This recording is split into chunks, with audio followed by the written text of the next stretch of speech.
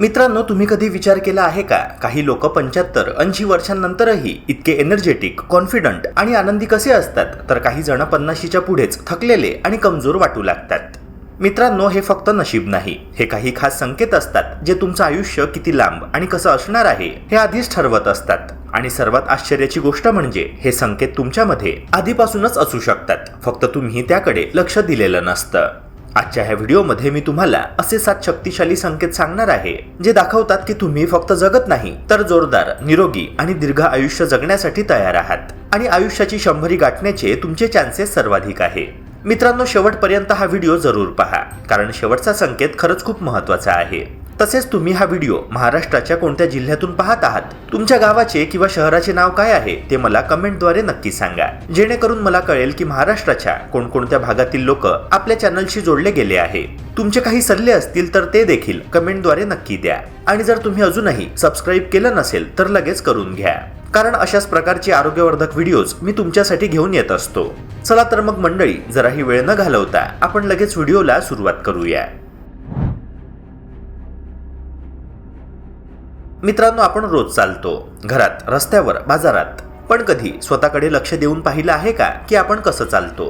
कारण चालणं ही फक्त एका ठिकाणाहून दुसऱ्या ठिकाणी जाण्याची प्रक्रिया नाही, ती तुमच्या शरीराची एक शांत भाषा असते जी तुमच्या आरोग्याबद्दल खूप काही सांगत असते.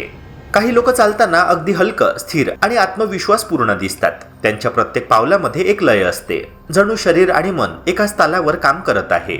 तर काही जण हळूहळू, थकलेल्या पद्धतीने किंवा थोड्या अस्थिरतेने चालतात. हे अंतर किती चालतात यावर अवलंबून नसतं, तर चालताना तुमच्यामध्ये किती ऊर्जा, संतुलन आणि स्फूर्ती आहे यावर अवलंबून असतं. खरं तर तुमच्या चालण्याची शैली ही तुमच्या शरीरातील विविध प्रणाली, हृदय, फुफ्फुस, स्नायू आणि मेंदू एकत्र किती समन्वयाने काम करत आहेत याचं जिवंत उदाहरण असतं. म्हणूनच काही व्यक्ती वयाच्या पुढच्या टप्प्यातही जोमाने चालतात आणि त्यांच्यामध्ये एक वेगळाच उत्साह दिसून येतो. मित्रांनो, जेव्हा तुम्ही थोड्या वेगाने, उंच मान ठेवून आणि योग्य पोश्चरमध्ये चालता, तेव्हा शरीरात अनेक सकारात्मक प्रक्रिया सुरू होतात. रक्ताभिसरण अधिक सुरळीत होतं, प्रत्येक पेशीपर्यंत ऑक्सिजन नीट पोहोचतो आणि मेंदूला देखील ताजेपणा मिळतो. या सगळ्याचा परिणाम असा होतो की तुम्हाला फक्त शरीरानेच नव्हे तर मनानेही हलकं आणि सक्रिय वाटू लागतं. दिवसभरात काम करण्याची क्षमता वाढते, लक्ष केंद्रित राहायला मदत मिळते आणि नकळत तुमचा मूड देखील सुधारतो. म्हणूनच अनेक वेळा आपण पाहतो की नियमित चालणारे लोक अधिक आनंदी, स्थिर आणि सकारात्मक असतात. त्यांच्या चालण्यात एक प्रकारचा आत्मविश्वास असतो जो फक्त शरीराच्या ताकदीतून नाही तर आतल्या ऊर्जा आणि संतुलनातून येत असतो. हीच ऊर्जा त्यांना वयानुसारही सक्रिय ठेवते आणि त्यांच्या आयुष्याच्या गुणवत्तेत मोठा फरक निर्माण करते. पण मित्रांनो, जर चालताना लवकर दम लागत असेल, पावलं जड वाटत असतील किंवा थोड्या अंतरानंतरच थांबावं लागत असेल, तर शरीर आपल्याला एक इशारा देत असतं की हालचालीची गरज वाढली आहे. अशा वेळी निराश होण्याची गरज नाही, कारण सुधारणा नेहमी शक्य असते. सुरुवात अगदी छोट्या बदलांपासून करा. रोज थोडं जास्त चालणं, चालताना श्वासावर लक्ष देणं, शरीर सरळ ठेवण्याचा प्रयत्न करणं, म्हणजेच पोश्चर बरोबर ठेवणं. मित्रांनो, हळूहळू तुमची क्षमता वाढू लागते आणि काही आठवड्यांतच तुम्हाला स्वतःतला फरक जाणवू लागतो. चालणं ही एक साधी सवय आहे, पण योग्य पद्धतीने केल्यास ती तुमच्या शरीराला पुन्हा सशक्त आणि ऊर्जावान बनवू शकते. म्हणूनच पुढच्या वेळी जेव्हा तुम्ही चालायला जाल तेव्हा फक्त पावलं टाकू नका, तर प्रत्येक पावलात एनर्जी, जागरूकता आणि आत्मविश्वास आणा. मित्रांनो, आपण फिटनेस म्हटलं की लगेच जिम, वजन उचलणं किंवा कठीण व्यायाम डोळ्यासमोर येतो. पण खरं सांगायचं तर शरीर किती सक्षम आहे हे मोठ्या कामांपेक्षा लहान, रोजच्या हालचालींमधूनच जास्त स्पष्ट दिसतं. तुम्ही सहजपणे खुर्चीवरून उठता का? खाली वाकून काही उचलताना शरीरावर ताबा राहतो का? चालताना किंवा वळताना संतुलन बिघडत नाही ना? ह्या साध्या गोष्टीच तुमच्या शरीराची खरी परीक्षा असतात.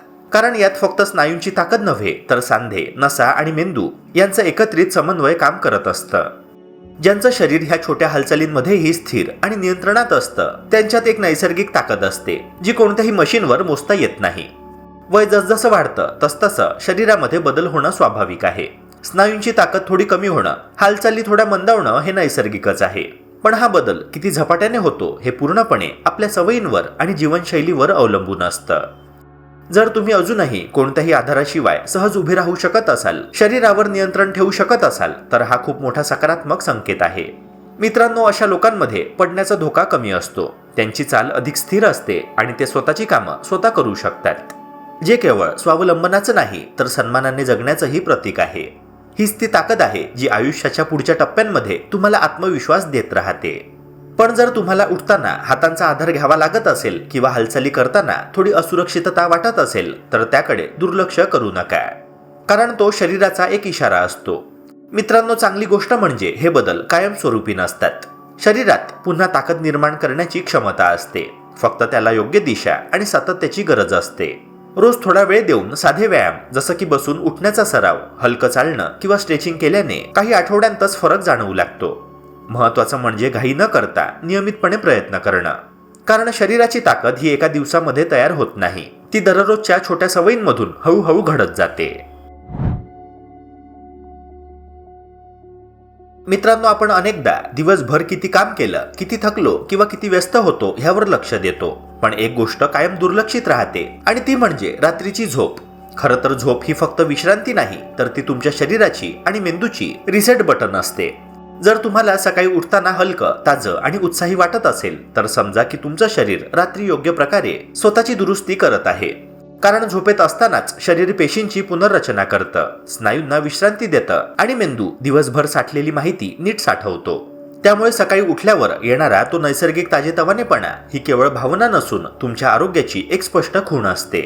पण मित्रांनो, जेव्हा झोप व्यवस्थित होत नाही तेव्हा त्याचा परिणाम फक्त थकव्यापुरता मर्यादित राहत नाही. हळूहळू मन चिडचिड होतं, लक्ष केंद्रित करणं कठीण होतं आणि शरीरात एक प्रकारची जडत्वाची भावना तयार होते.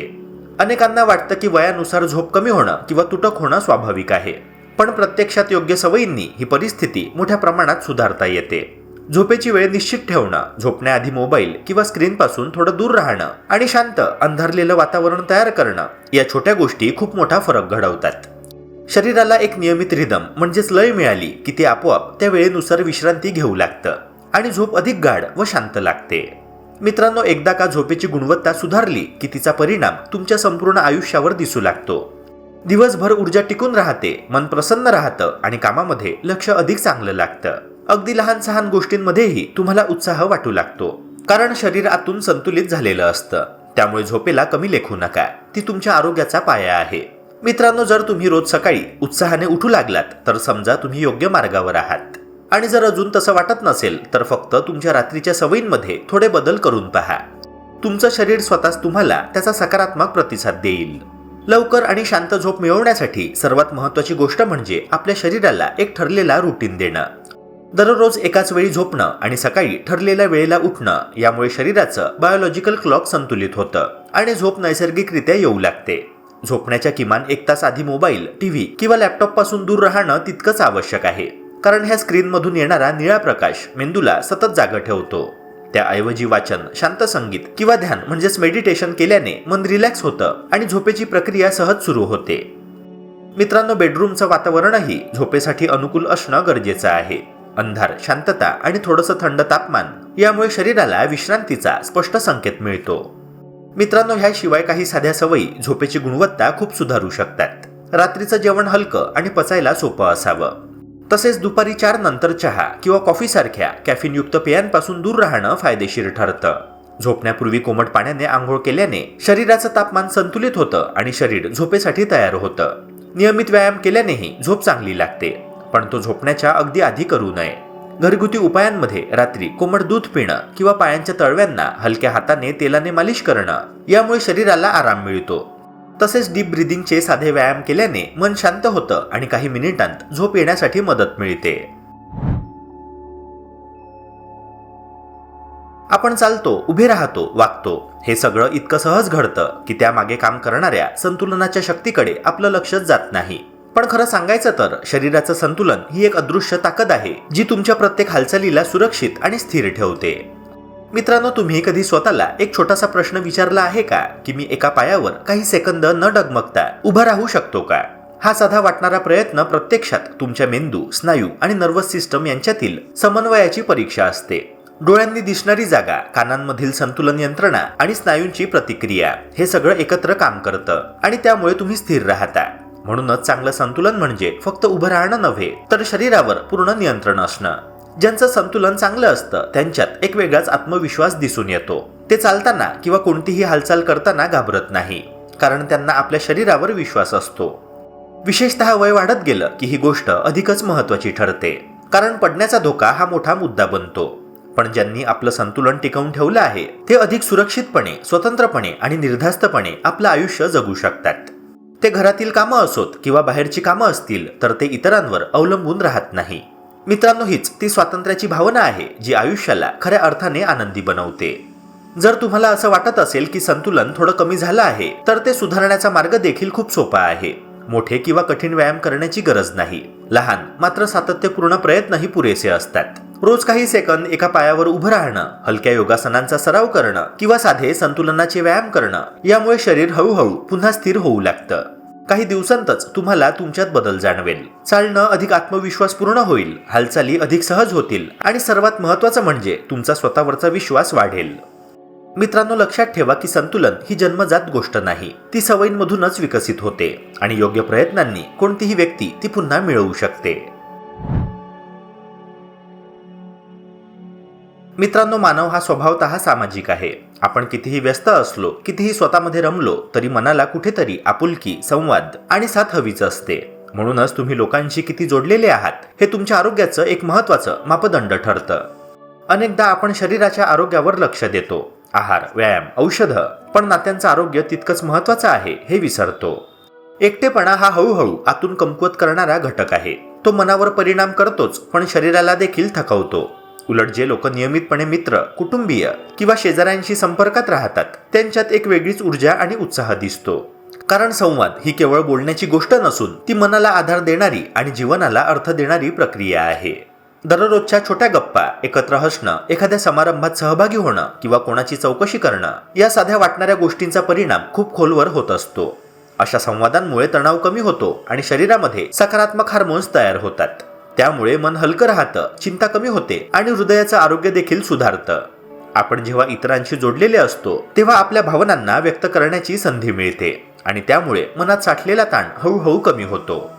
मित्रांनो, हेच ते कारण आहे की ज्या लोकांचं सामाजिक वर्तुळ मजबूत असतं ते अधिक आनंदी, स्थिर आणि दीर्घायुषी असतात. मित्रांनो, जर कधी तुम्हाला असं जाणवलं की तुम्ही थोडे एकटे पडत आहात किंवा संवाद कमी झाला आहे तर त्याकडे दुर्लक्ष करू नका आणि बदल करण्यासाठी मोठी पावलं उचलण्याची गरज नाही.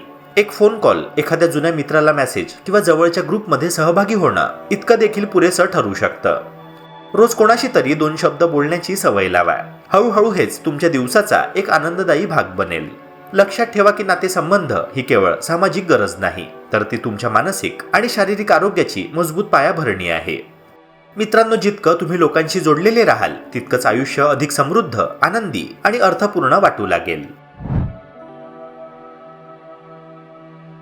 शाळा किंवा कॉलेज संपलं की शिकणं थांबतं असं अनेकांना वाटतं. पण खरं तर आयुष्यभर शिकत राहणं हीच मेंदूला जिवंत आणि सक्रिय ठेवण्याची गुरुकिल्ली आहे. तुम्ही स्वतःला कधी विचारलत का, मी आजही काही नवीन शिकतोय का? कारण मेंदू हा स्नायूप्रमाणेच असतो. जितका वापराल तितका मजबूत राहतो. जे लोक सतत काहीतरी नवीन जाणून घेण्याचा, समजून घेण्याचा किंवा अनुभवण्याचा प्रयत्न करतात त्यांचा विचार करण्याचा वेग, निर्णय क्षमता आणि समज अधिक तीक्ष्ण राहते.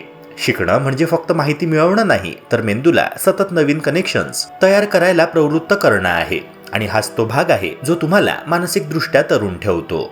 नवीन गोष्ट शिकणं ही प्रोसेस मोठी किंवा क्लिष्ट असायलाच हवी असं नाही. कधी एखादी नवीन भाषा शिकणं, मोबाईलवर एखादं ॲप वापरायला शिकणं, नवीन रेसिपी ट्राय करणं किंवा एखादं पुस्तक वाचणं या सगळ्या गोष्टी मेंदूला चालना देतात. जेव्हा तुम्ही काही नवीन करता तेव्हा मेंदूला विचार करावा लागतो, लक्ष केंद्रित करावं लागतं आणि आठवण ठेवावी लागते. यामुळे स्मरणशक्ती सुधारते, मेंदूची कार्यक्षमता वाढते आणि वयानुसार होणारी मानसिक मंदता कमी करण्यास मदत मिळते. म्हणूनच अनेक अभ्यास असे सांगतात की जे लोक आयुष्यभर काहीतरी शिकत राहतात त्यांच्यात मानसिक आजारांचा धोका कमी असतो आणि त्यांची विचारशक्ती अधिक काळ टिकून राहते. जर तुम्हाला वाटत असेल की आता काय नवीन शिकायचं तर मित्रांनो, हीच योग्य वेळ आहे सुरुवात करण्याची. मोठ्या गोष्टींची गरज नाही, छोट्या पावलांनीही मोठा फरक घडतो. रोज काही मिनिटं एखादं नवीन वाचा, काहीतरी समजून घ्या किंवा स्वतःला एखादं छोटंसं चॅलेंज द्या.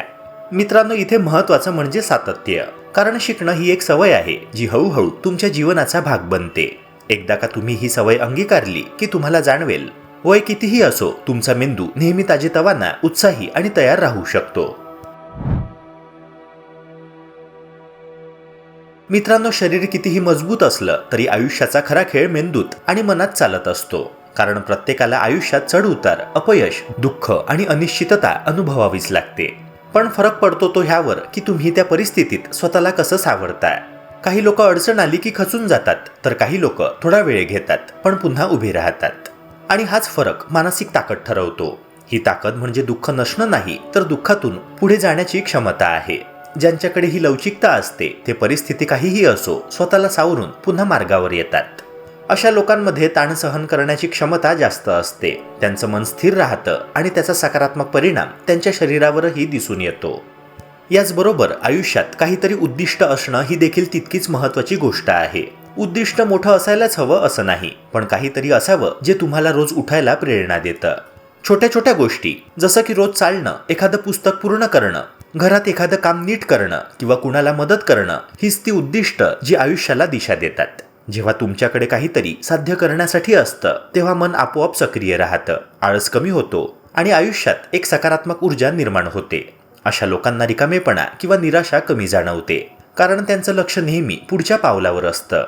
जर तुमच्यात ही दोन्ही गुण, अडचणीतून सावरण्याची क्षमता आणि आयुष्यात काहीतरी ध्येय ठेवण्याची सवय असतील तर समजा तुम्ही खूप मजबूत आहात. हे गुण केवळ तुम्हाला मानसिकदृष्ट्या सक्षम बनवत नाहीत, तर दीर्घकाळ निरोगी आणि आनंदी राहण्याचीही शक्यता वाढवतात. आणि जर अजून हे पूर्णपणे जमत नसेल तरीही काळजी करू नका, कारण हे गुण जन्मजात नसतात, ते हळूहळू सवयींमधून तयार होतात. छोट्या उद्दिष्टांपासून सुरुवात करा, स्वतःला वेळ द्या आणि प्रत्येक अडचणीतून काहीतरी शिकण्याचा प्रयत्न करा. हळूहळू तुम्हाला जाणवेल की तुमची मानसिक ताकद वाढते आहे आणि आयुष्याकडे पाहण्याचा दृष्टिकोनही अधिक सकारात्मक होत आहे. तर मित्रांनो, जर ह्या 7 पैकी जास्तीत जास्त संकेत तुमच्यामध्ये असतील तर अभिनंदन. तुम्ही केवळ जिवंतच नाही तर छान आयुष्य जगत आहात. मित्रांनो, हा व्हिडिओ आवडला असेल तर लाईक करा आणि चॅनलला सबस्क्राईब करायला विसरू नका. भेटूया पुन्हा एका नव्या व्हिडिओसह. जय हिंद, जय महाराष्ट्र.